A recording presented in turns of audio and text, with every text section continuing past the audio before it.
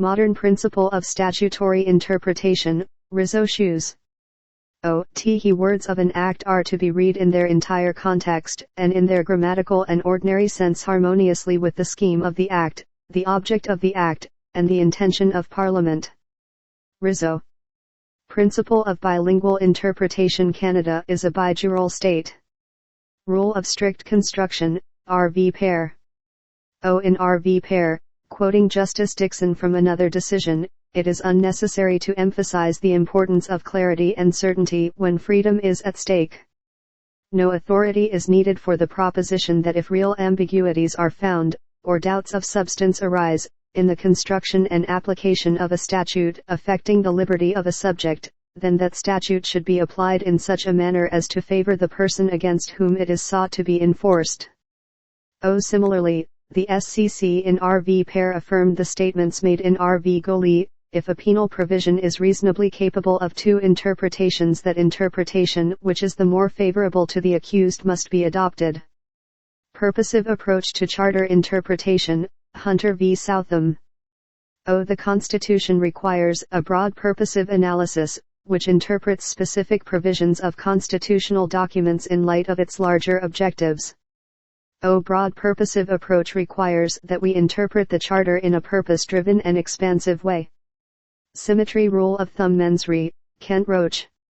The fault element mens rea components should generally extend to all the actus reus elements of the prohibited act, Kent Roach. R.V. Creighton. It is important to distinguish between criminal law theory, which seeks the ideal of absolute symmetry between actus reus and mens rea, and the constitutional requirements of the Charter. I know of no authority for the proposition that the mens rea of an offense must always attach to the precise consequence which is prohibited as a matter of constitutional necessity. Provided an element of mental fault or moral culpability is present, and provided that it is proportionate to the seriousness and the consequences of the offense charged, the principles of fundamental justice are satisfied. As long as there is proportionality and some level of mental fault required for the offense to result in criminal liability, it is not necessary for every offense to follow the principle of symmetry. Subjective fault presumption mens rea, true crimes, R.V. Theroux. R.V. Theroux affirmed the presumption of subjective fault that operates for true crimes. No additional mental element required where the actus reus component of a more serious offense is distinguished from a less serious offense. Presumption against absolute liability mens rea, regulatory, R.V. Sault Ste. Marie. Public welfare, regulatory, or provincial offenses are not subject to the presumption of full mens rea. An offense of this type would fall in the first category only if such words as willfully, with intent, knowingly, or intentionally are contained in the statutory provision creating the offense. Presumption against absolute liability. Offenses of absolute liability would be those in respect of which the legislature had made it clear that guilt would follow proof merely of the proscribed act. Principles of fundamental justice, R.V. Malmo-Levine. Section 7 of the Charter guarantees that everyone has the right to life, liberty, and security of the person and the right not to be deprived thereof except in accordance with the principles of fundamental justice. When Parliament limits liberty, and since the very purpose and nature of criminal law does this, they can only do so under the allowable limits of the double threshold Charter CA 1982 and SS 91 of CA 1867. Section 1 and the Oakes test. Limits to S7 must be justified under S1. In the language of S1 it is clear that the only way to satisfy the S1 problem is to show that the restriction of S7 liberties is in accordance with POFJs. POFJs and R.V. Malmo-Levine argues that J.S. Mill's harm principle is a POFJ, and so he contends that where there is no harm the infringement of S7 cannot be justified, criminalization of marijuana at issue. But this is philosophical principle, not a legal one. It is a highly contested principle with no consensus on what it means, and it is not sufficiently precise to yield manageable standards against which we can measure S7 rights. Parliament, we think, is entitled to act under the criminal law power in the protection of legitimate state interests other than the avoidance of harm to others, subject to charter limits such as the rules against arbitrariness, irrationality, and gross disproportionality, etc., non-exhaustive list. Court takes the opportunity to define POFJ. 1. A POFJ must be a legal principle, n. 2. There must be a consensus that the rule of principle being adopted as a POFJ is fundamental to the way in which the legal system ought fairly to operate, for example rule of law, n. 3. The proposed POFJ must be identified with sufficient precision to yield a manageable standard against which to measure deprivations of life, liberty, or security of the person. Examples of POFJ problems. Vagueness. O. Canadian Foundation for Children, Youth, and the Law v. Canada AG. O. Per McLaughlin, a law is unconstitutionally vague if it does not provide an adequate basis for legal debate and analysis, does not sufficiently delineate any area of risk, is not intelligible. Basically, S43 of the Code was too vague to be a starting point for judicial analysis and gave too much discretionary breadth to executive actors enforcing the law, so McLaughlin rewrote it, as per to Arbor dissent. Overbreadth and arbitrariness. ORV Safarzadeh Markali. Whether a law is overbroad within the meaning of S7 turns on the relationship between the law's purpose and its effect. O. Bedford v. Canada. Arbitrariness is where there is no rational connection between a law and its object/purpose, but overbreadth is where the law is arbitrary in part because only some parts of it are rationally connected to object/purpose of the provision. Parliament revised Code with Bill C-36, but there is a constitutional challenge ongoing regarding the S7 implications of this new law. Gross disproportionality. O. Bedford v. Canada. The effect that the law has on the life, liberty, and security of the person, for those affected by it, is grossly disproportionate to its purpose/object. The nuisance limiting effect desired for prostitution laws was not proportionate to the subsequent safety risk and vulnerability it produced for sex workers in Canada. Lack of voluntariness. ORV Ruzic. It is a principle of fundamental justice that only voluntary conduct, behavior that is the product of a free will and controlled body, unhindered by external constraints, should attract the penalty and stigma of criminal liability. Presumption of innocence. O. Woomington v. Director of Public Prosecutions, and Charter S11, d. The Crown has the burden of proving all of the elements of the offence barred. The accused has a right to be presumed innocent until the Crown has done so. ORV Creighton, He principle that the morally innocent not be punished is the foundation of the requirement of criminal law that the accused must have a guilty mind, or mens rea. Procedural fairness. Presumption of innocence. Woomington v. Director of Public Prosecutions, 1935 UKHL, Charter S11, d. O. The Crown has the burden of proving all of the elements of the offence beyond a reasonable doubt. Unless the legal burden shifts for justifiable policy reasons in certain unusual situations. O. The accused will benefit from a presumption of innocence at trial. Section 11, d. Rights are subject only to such reasonable limits as may be justified in a free and democratic society pursuant to Charter S1 plus Oakes test. Right to a fair trial, Charter S11, d. Before impartial adjudicator and presumption of innocence. ORV Papa John, it is the duty of the trial judge to put the defenses that may be open to the accused before the jury upon the evidence whether these defenses were raised by the accused counsel or not. Burdens of proof. O. The Crown has the burden of proving the elements of an offence except in reverse onus situations where the burden shifts, but then the accused benefits from a lower standard of proof. R.V. Lifchus. Standards of proof.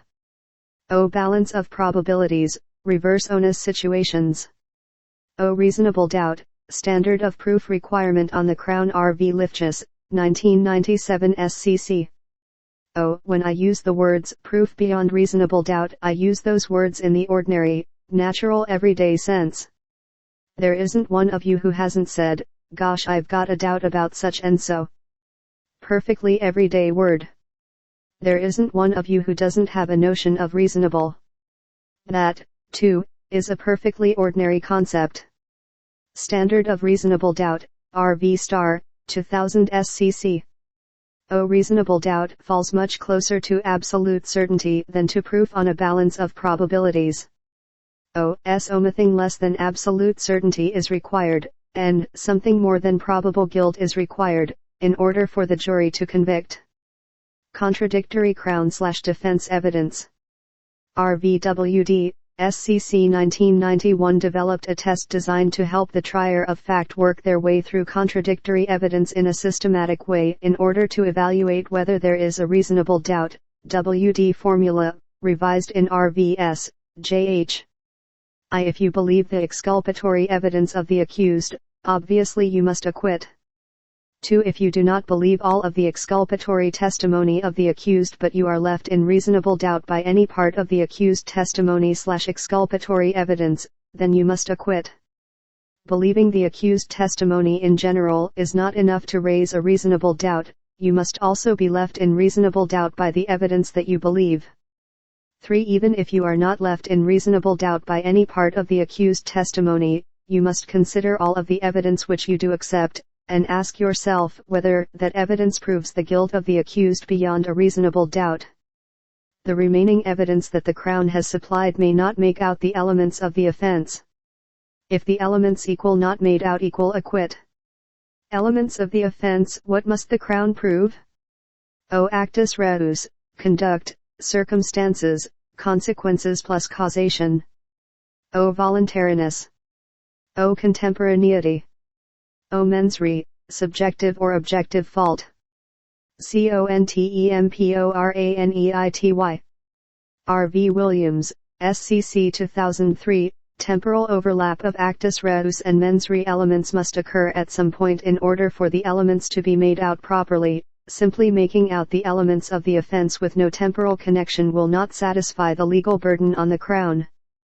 Actus reus equal the prohibited act or omission. Plus voluntariness. R.V. King, SCC 1962, the actus reus cannot be made out without voluntariness. There can be no actus reus unless it is the result of a willing mind at liberty to make a definite choice or decision, i.e. there must a willpower to do an act whether the accused knew or not that it was prohibited by law. R.V. Rabi, SCC 1980, automatism is a term used to describe unconscious, involuntary behavior, the state of a person who, though capable of action, is not conscious of what he is doing. It means an unconscious involuntary act, where the mind does not go with what is being done. No voluntariness equal no actus reus equal acquittal. A defense that the act is involuntary entitles the accused to a complete and unqualified acquittal. R.V. Parks, SCC 1992, automatism is not really a true defense, since it is really an assertion that the voluntariness component of actus reus is incomplete, which would mean that the Crown cannot make out the elements of the offense. R.V. Stone, SCC 1999, automatism must meet the air of reality test to be raised as a defense, then there is a reverse onus legal burden on the accused to prove the defense on a balance of probabilities, automatism equal no voluntariness. R.V. Daviault, SCC 1994, extreme intoxication to the point of automatism, means that the accused conduct is not willed and therefore there is no voluntariness.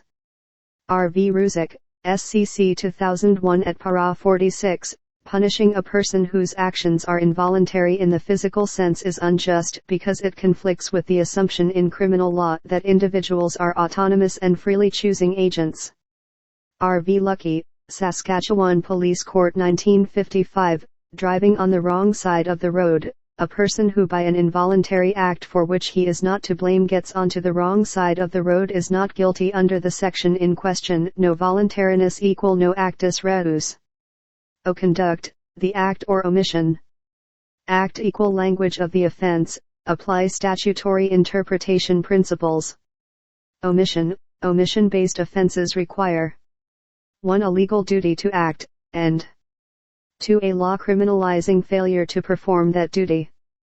O.R.V. Peterson, ONCA 2012, a specific legal duty owed under S. 215 of the Code, which means that everyone is under a legal obligation to provide the necessaries of life to a person under his charge. For a variety of reasons, son failed his elderly dad. O.R.V. Brown, ONCA 1997, Dexter Brown charged under S-217 of the Code, which provides that a person who undertakes to do an act equal under legal duty to perform the undertaking if an omission to do the act/undertaking is or may be dangerous to life. This creates a general legal duty to fulfill undertakings where there is or may be danger to life. S-217 also criminalizes the failure to act in the same provision. Section 217 plus common law duty equal offense. O.R.V. Thornton, common law duty to refrain from conduct which could cause injury to another person. O.R.V. Popin, common law duty of a parent to take reasonable steps to protect his or her child from illegal violence used by the other parent or by a third person towards the child which the parent foresees or ought to foresee. O.R.V. Coyne, common law duty to take reasonable precautions when carrying a dangerous weapon. O. Circumstances equal prohibited circumstance, apply statutory interpretation principles. O. Consequences equal prohibited consequence, sometimes need to prove this. Requires proving causation. O. Causation in the criminal law has a factual and a legal component. R. V. Talbot. O. First, apply, interchangeable, causation standard, S. O. Contributing cause, beyond the de minimis range, Smithers, or O. Significant contributing cause, net. O. Then, consider additional rules, do this analysis after doing Smithers/net. O. Thin skull rule, Smithers, Blowy, take victim as you find them. O. Substantial cause test for S-231, 5, which elevates homicide where it is accompanied by a crime of domination and subsequently elevates the causation standard, apply the Harbottle substantial contributing cause test. Harbottle, the Crown must establish beyond a reasonable doubt that 1. The accused was guilty of the underlying crime of domination or of attempting to commit that crime. 2. The accused was guilty of the murder of the victim. 3. The accused participated in the murder in such a manner that he was a substantial cause of the death of the victim. 4. There was no intervening act of another which resulted in the accused no longer being substantially connected to the death of the victim, and 5. The crimes of domination and murder were part of the same transaction, that is to say, the death was caused while committing the offense of domination as part of the same series of events. Next, consider if this is a predicate offense.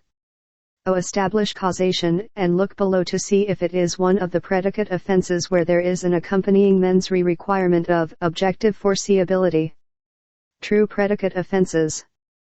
Only the mens rea for the underlying offense and actus reus for the predicate is proving the elements of the underlying offense barred suffices. Criminal negligence causing bodily harm. Dangerous operation causing death. Impaired driving causing bodily harm. Mischief causing danger to life. Arson causing bodily harm.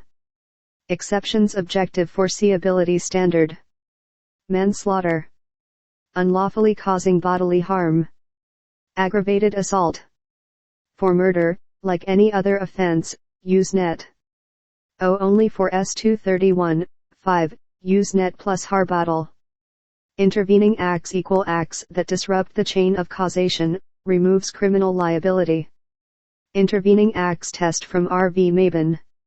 1. If the accused act cannot be said to be a significant contributing cause of the consequence, net, then use these questions which are analytic aids. A. Was the prohibited consequence a reasonably foreseeable consequence of the accused actions?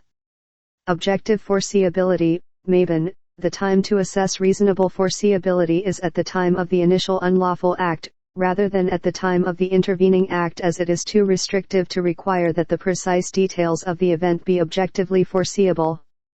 B. Was the intervening act an independent act that severed causation, i.e. something new that happened or is intimately tied in with the sequence of events and the outcome of harm? 2. Is the intervening cause that would otherwise sever causation but has been excluded by the criminal code for policy reasons? These would be intervening acts, but they are not. S-224, death that might have been prevented. S-225, death from treatment of injury including proper or improper treatment applied in good faith. S-226, acceleration of death. Intervening acts test from Mabin applied in R.V. Reed, NSCA 2003, where a teen was killed either because of a drunken fight or the improper CPR that was administered afterward held that the jury should have been instructed to consider the intervening act in deliberations. Mens rea equal the guilty mind or fault requirement mental element of the offense. O.R.V. Creighton, SCC 1993, per Justice McLaughlin. Key principle that the morally innocent not be punished is the foundation of the requirement of criminal law that the accused must have a guilty mind, or mens rea.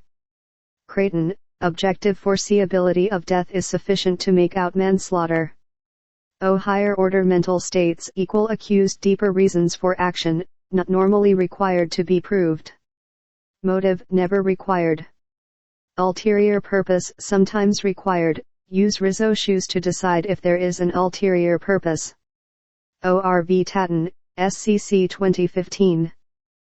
For ulterior purpose crimes, the accused must not only intend to do the act that constitutes the actus reus, he must also act with an ulterior purpose in mind. For example, assault with intent to resist arrest is an offense containing an ulterior purpose. The accused must not only commit the assault, he must also act with the ulterior purpose of resisting arrest. It is irrelevant whether he actually succeeds in resisting arrest. Example, Criminal Code Section 249.1, failure to stop for a police officer, for the ulterior purpose of evading the peace officer, as soon as it is reasonable in the circumstances. Ulterior purpose offenses are automatically specific intent offenses. Subjective fault equal what was in accused mind. Default for criminal offenses. Presumption of subjective fault is required by the Charter, which is why in RVADH, SCC 2013, the SCC said, an important part of the context in which we must interpret S-218 is the presumption that Parliament intends crimes to have a subjective fault element. O.R.V. Theroux affirmed the presumption of subjective fault that operates for true crimes, unless the statute expressly provides otherwise. Most scholars and jurists agree that, leaving aside offenses where the actus reus is negligence or inadvertence and offenses of absolute liability, the test for mens rea is subjective. The test is not whether a reasonable person would have foreseen the consequences of the prohibited act, but whether the accused subjectively appreciated those consequences at least as a possibility. In applying the subjective test, the court looks to the accused intention and the facts as the accused believed them to be. Theroux. Intent, subjective intentional conduct or consequences. O.R.V. Lewis, intent is not motive, but there are specific and general intent offenses. Specific versus general intent checklist and citations on p. 76 to 77 degrees Fahrenheit Criminal Code. Murder. Specific intent offense, requiring subjective foresight of death pursuant to the standard set in Martineau, building on Vaillancourt, which struck down felony murder as unconstitutional. Martineau, it is a principle of fundamental justice that a conviction for murder cannot rest on anything less than proof beyond a reasonable doubt of subjective foresight of death. Recklessness, willing to take a risk. Recklessness equal as good as intent, R.V. Bazanga and Durocher. Default presumption for Crown is that they must prove intent or recklessness in order to make out mens rea elements in absence of statutory language to the contrary. Bazanga. Recklessness, willing to take the risk of subjectively perceived prohibited consequence. Recklessness is found in the attitude of one who, aware that there is a danger that his conduct could bring about the result prohibited by the criminal law, nevertheless persists, despite the risk. It is, in other words, the conduct of one who sees the risk and who takes the chance. Sans regret, applies to sex assault. Recklessness or knowledge/willful blindness in sex assault. O. The mens rea for sexual assault is the intention to touch and knowing of, or being reckless of or willfully blind to, a lack of consent on the part of the person touched. Sens regret. Knowledge, usually with respect to circumstances, subjective knowledge that prohibited consequence would occur or prohibited circumstance exists. O. The mens rea of fraud is established by proof of subjective knowledge of the prohibited act and / or the prohibited consequence which may be inferred from the act itself, and where the conduct and knowledge required by these definitions are established, the accused is guilty whether he actually intended the deprivation or was reckless as to whether it would occur. R.V. Theroux. Willful blindness, deliberately trying to avoid having knowledge, subjectively perceive the need for further inquiry and choose not to pursue it, can always substitute for knowledge. O. Reus or sens regret. O. Objective fault equal did accused conduct fall below an objective standard. O. Presumption against objective fault and objective mens rea. Penal negligence. Either, criminal negligence S. 219, or, gross negligence, objective norm / breaching a reasonable person's duty of care. Apply the modified objective test for both, per Beattie, which modified the marked departure standard in Hundel. 1. Is the accused conduct I. a marked departure from the objective norm? Gross negligence, or 2. a marked and substantial departure from the objective norm, S. 219 criminal negligence? 2. Does evidence about accused actual state of mind raise a reasonable doubt as to whether a reasonable person in accused position would have been aware of the risk created by accused conduct? Objective fault for quasi-criminal offenses, i.e. not true crimes. O. Regulatory offenses. Strict liability, default for regulatory offenses. O. When do regulatory offenses have a full mens rea requirement? O. Public welfare offenses would require full mens rea only if such words as these are contained in the statutory provision creating the offense: sault suite Marie. Willfully. With intent. Knowingly. Intentionally. O. Presumption of strict liability for public welfare / regulatory offenses: sault suite Marie. R.V. Chapin, SCC 1979. Following the sault suite Marie case, such public welfare offenses would prima facie fall in the category of strict liability offense. Why? Because there is a more objective mens rea trend, because these crimes are about results, protection of minorities, etc. Wholesale travel. Because absolute liability would need to be clearly articulated in the statutory language, sault suite Marie see absolute liability. O. Defense of due diligence, R.V. sault suite Marie, SCC 1978. O. The accused must prove that he / she took all reasonable steps that a reasonable person would have taken. O. Mistake of fact is only a defense where the mistaken belief was reasonable. It is open to the accused to avoid liability by proving that he took all reasonable care. This involves consideration of what a reasonable person would have done in the circumstances. The defense will be available if the accused reasonably believed in a set of facts which, if true, would render the act or omission innocent, or if he took all reasonable steps to avoid the particular event. O. This defense has a reverse onus burden on accused: wholesale travel. O. Defense of involuntariness equal no actus reus, R.V. King. See voluntariness under Actus reus. O. No fault required. Absolute liability equal no fault requirement. Actus reus components alone make out the offense without any mens rea symmetry, cannot be combined with imprisonment. B/C No mental blameworthiness equal we should not punish per S7 of the Charter, BC Motor Vehicle Reference, Creighton. ORV sault suite Marie, definition. Offenses of absolute liability would be those in respect of which the legislature had made it clear that guilt would follow proof merely of the proscribed act. In determining whether an offense is absolute liability, the following will be primary considerations. 1. The overall regulatory pattern adopted by the legislature. 2. The subject matter of the legislation.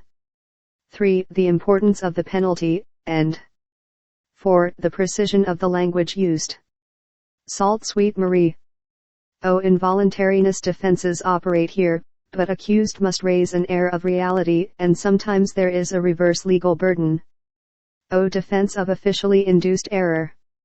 The defense of officially induced error is available as a defense to an alleged violation of a regulatory statute where an accused has reasonably relied upon the erroneous legal opinion or advice of an official who is responsible for the administration or enforcement of the particular law.